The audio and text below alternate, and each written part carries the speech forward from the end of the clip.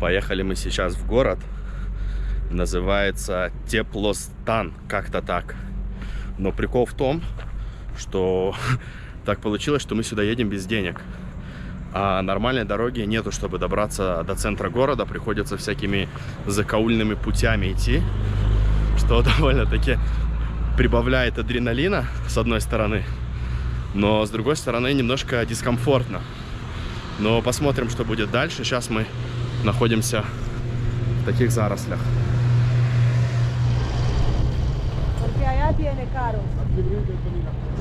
Сейчас вот спрашиваем дорогу тут, как ехать у рабочих, потому что других людей здесь больше нет. И люди, надо сказать, нам очень помогают.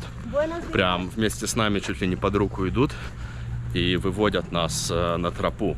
Потому что пока что мы тут блуждаем и особо не можем понять, куда идти. Никаких разметок, ничего нет.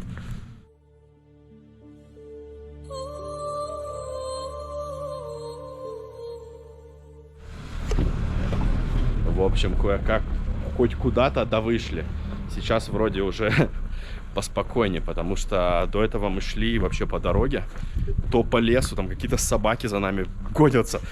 Небольшой экстримчик такой. И хорошо, что Клауджиане знает неплохо испанский, потому что на английском тут вообще никто не говорит.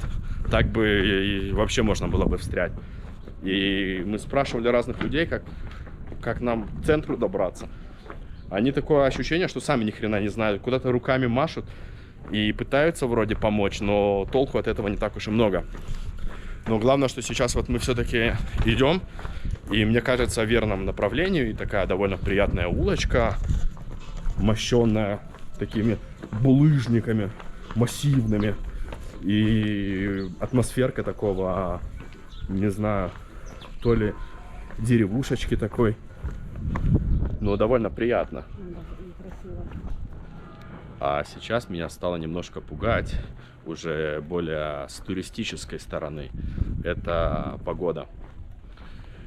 Просто тут, по идее, должны быть такие вокруг шелохматые скалы, горы, довольно красивые. Но из-за того, что довольно густой туман, то мы практически ничего не видим. А это, в принципе, то, зачем мы сюда приехали.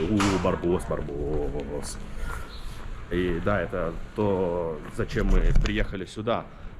Правда, есть небольшая надежда, потому что туман хоть и густой, но есть такие проплешины. И местами прорези, как будто кто-то облака нарезал и разбросал рандомально по небу. Поэтому все-таки надежда есть, что туман рассеется, и солнце его немножко выест. Но это надежда. А пока любуемся улочкой.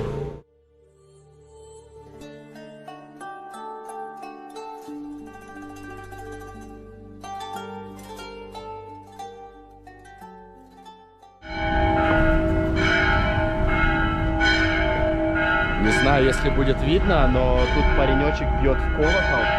И тут какая-то процессия в церкви. Причем церковь, интересно, она заплесневевшая такая. Видно, очень старая.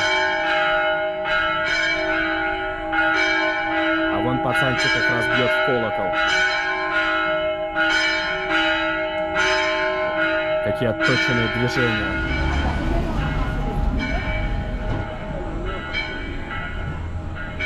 Насколько в Мексике сочный, красочный граффити. Просто произведение искусства. Какая фантазия. Игра цвета вообще просто с ума сводит.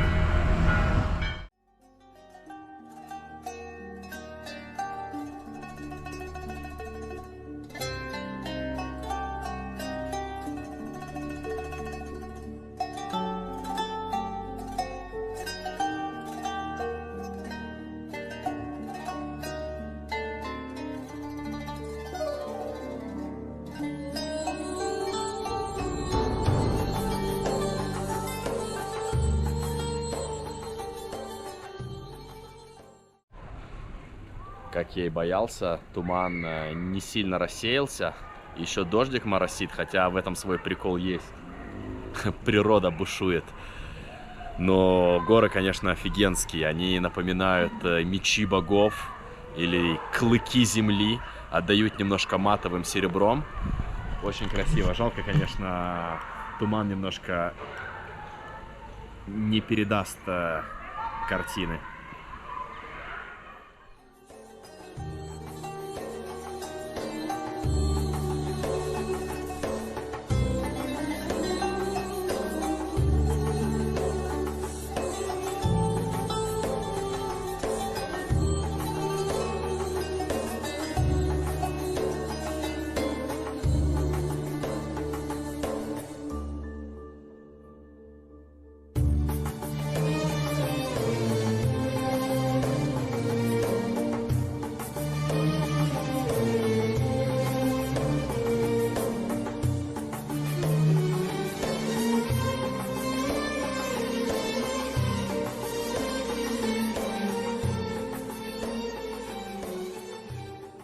Аутентичная церковь, тоже заплесневевшие стены, немножко разрушенная часовня, видно, вывалили язык у колокола.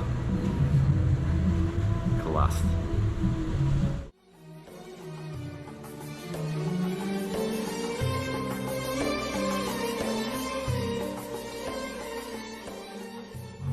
Как раз у подножия горы последние ларьки остались. И как раз в тему попалось на глаза, что тут продаются такие накидки против дождя. И мы думаем, а чё бы не взять, они стоят копейки и хоть немножко да помогут. Конечно, денечек у нас выходит довольно насыщенный. Сначала была незабываемая одиссея попасть в город, потом найти где-то, чтобы деньги поменять. И сейчас вот начался дождь, и мы находимся у подножия горы. Тут наверху есть пирамида. Я не знаю, если как по времени успеем подняться на саму пирамиду, но небольшой хайкинг хочется сделать, раз уж мы здесь. Мы очень ограничены во времени, но попробуем что-то да успеть. Ой, какой красавчик.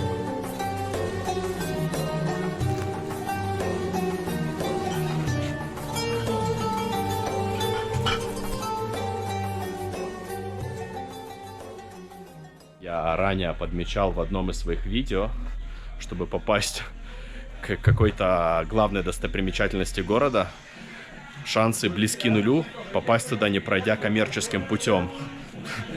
Так и здесь. Но единственное, что радует, тут под музычку так идем, потому что с киосков играет музычка. И все такое пестрое, разноцветное, что передает дух Мексики.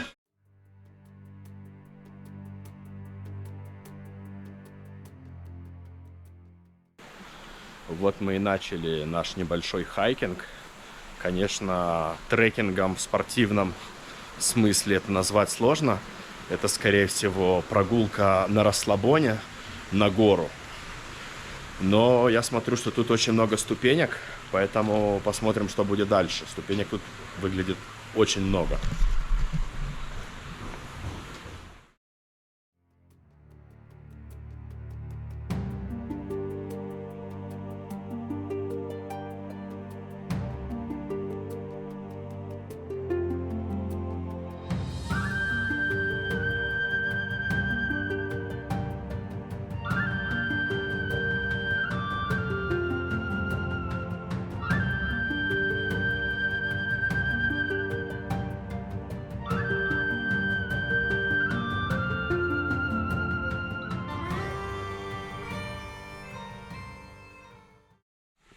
Чем выше отрываешься от земли, то ли что-то меняется в атмосфере, то ли психологически как-то перестраиваешься.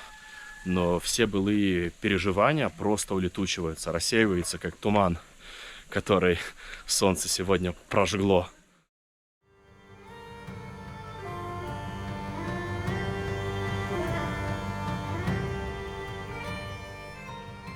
Не буду из себя строить опытного хайкера.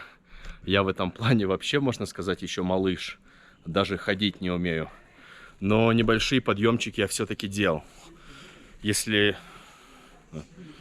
один из знаменитых моих личных, можно сказать, завоевания гор, это было в Румынии.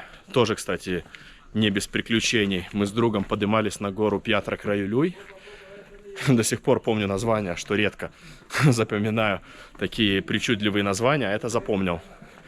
Там мы немножко сбились с маршрута и зашли в дебри, в медвежью природу.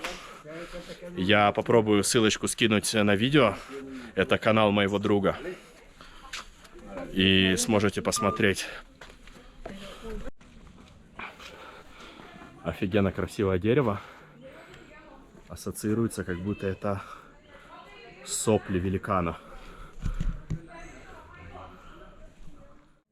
Из-за того, что сегодня был дождь, мы поднимаемся по скользким мокрым камням. И это придает немного элемента опасности. И делает подъем еще более захватывающим. Еще мы поднимаемся на пирамиду ацтекского бога. Я мало информации читал про этого бога. Единственное, что я узнал, он по типу греческого Диониса, отвечает за бухлишко и тусочки. Ацтеки тоже любили подбухивать. У них имелись свои напитки. И сейчас вот как раз мы поднимаемся к его пирамиде. Уже так нормально по времени мы поднимаемся в гору. Все выше и выше. И я не скажу, что устал, но немножко вспотел. Я думаю, организм уже за это время успел вчерашние буррито превратить в кванты и испарить их. По крайней мере, хочется в это верить. Спускаться, кстати, мне кажется, будет легче. А сейчас, находясь в Мексике и поднимаясь в гору, вспомнился в бой UFC Кейн Веласкес против Фабрисио Вердума. Кстати, свободу Веласкесу. Кто в теме, тот поймет. Так вот, Веласкес этнический мекс. Родился в Мексике, но вырос в США. Фабрисио Вердум бразилец. Оба тяжеловесы. Бой за титул. Казалось бы, в плане функционала Веласкес должен был вывозить, потому что он этнический мекс, а бой проходил в Мексике, в высокогорье. Но произошел один момент. Веласкес тренировался в Сан-Диего в Америке, а Фабрисио Вердум свой спортивный лагерь поехал делать с высокогорья, в Мексике как раз. И 3 или 4 недели провел в Мексике. А когда тренируешься в высокогорье, организм адаптируется к окружающей среде и начинает более правильно распределять потребление кислорода. В общем, в том бою победил Фабрисио Вердум. Веласкес просел функционально, и Фабрисио его задушил. В общем, очень интересный был бой. Стоит посмотреть, зрелищный. И раз уж заговорил о Кейне Веласкесе, советую посмотреть трилогию 3 титульных боя с Джуниором Дос Сантосом. Это тоже бывший чемпион UFC, бразилец. Офигенные бои. Кто не видел, обязательно посмотрите. Даже не любители боев, просто дичайше кайфанут.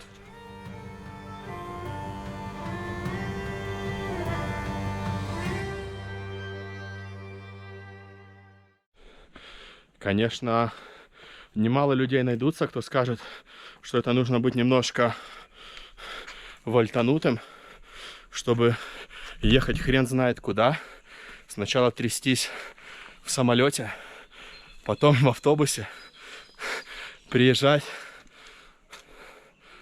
чтобы в итоге подниматься на какую-то никому не нужную гору. Но кайф именно в том, что ты преодолеваешь какие-то трудности. В итоге ты это и запомнишь. Люди вряд ли запомнят то, как они лежали на песчаном пляже, попивая какой-нибудь алкогольный напиток с коктейльным зонтиком на мягком лежаке. Люди запоминают обычно более тяжелые моменты своей жизни. Меня удивляет причем не в первый раз, что когда делаю какие-то подъемы в гору, я всегда встречаю какую-нибудь парочку старичков, которые просто идут на пролом, как будто им атомную батарейку вшили. Вообще просто поражает. Мы вроде спортом занимаемся немного и ведем довольно активный образ жизни. Ну, честно скажу, я подустал.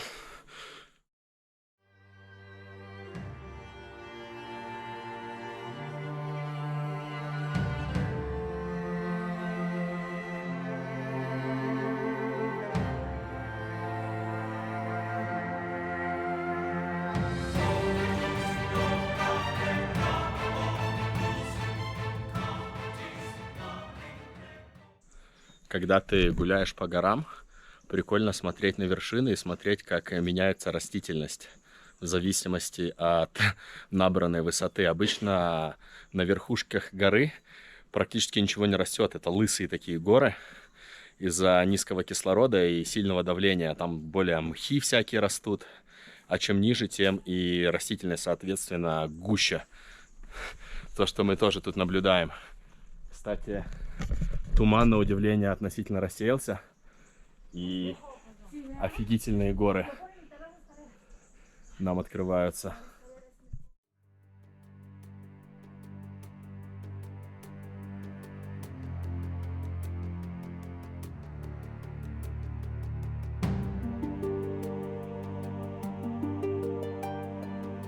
Когда из зарослей проходишь в такое ущелье, как в Червоточинку, и попадаешь более на открытую местность, как будто пространство деформируется, и попадаешь в другое измерение. Ух ты! Похоже, мы пришли в Пандору.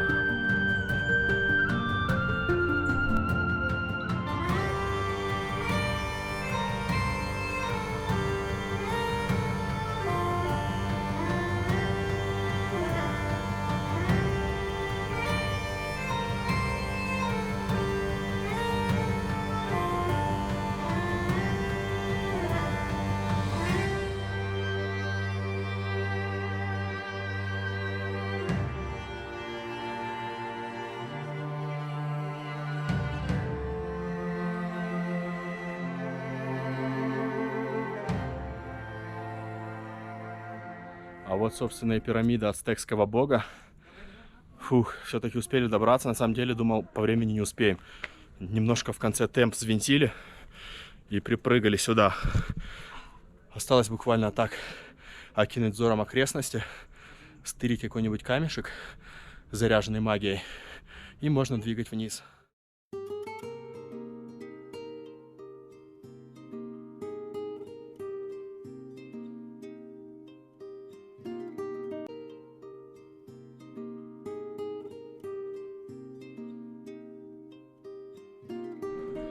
Мы сейчас спускаемся вниз. Интересно смотреть, как люди дышат, поднимаясь. Хотя им осталось совсем немного. Но все равно такое приятное ощущение. Не скажу злорадно, но когда ты налегке такой уже спускаешься вниз в припрыжку и смотришь, как вроде молодые ребята дышат, как после 12-го раунда в боксе. Также хочу просто честь отдать людям, кто поднимается с детьми. Вообще молодцы. А есть многие люди отмазываются: а у меня дети, не могу пойти, не могу сделать. Вон, женщина с ребенком на руках поднимается, довольно таки крутой подъем. И не кашляет. Ты, дружбанчик, как ты сюда забрел? Горный пес.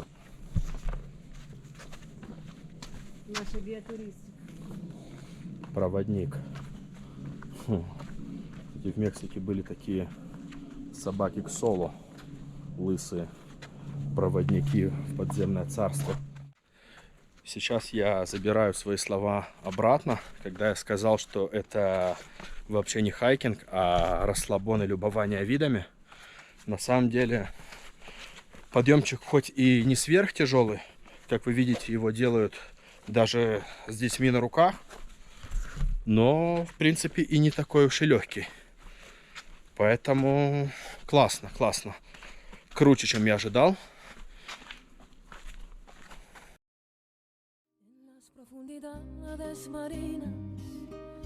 Al soplar el viento en las olas tormentosas y al vuelo de las gaviotas se oye el canto de la sirena. Durante años de oraciones, esperando ese momento en el cual entre la arena. Costilla con camarón vale 80, solamente la misa que es camarón costilla. Вот это мы Chorizo будем argentino que vale трапезничать 100. сейчас. De puro camarón vale Времени у 75, нас мало, но 75. как можно не отведать аргентинских лангустинов Lo que guste. и всякие вкусные штучки? Конечно, хочу. Конечно, хочу. Давай, давай. Наш шашлычочек.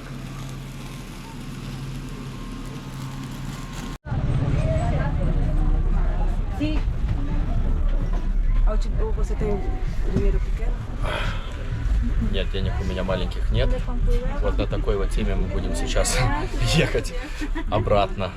Ну, не в сам Мексико-Сити, Мехико-Сити, а мы поедем на остановку, на главную станцию.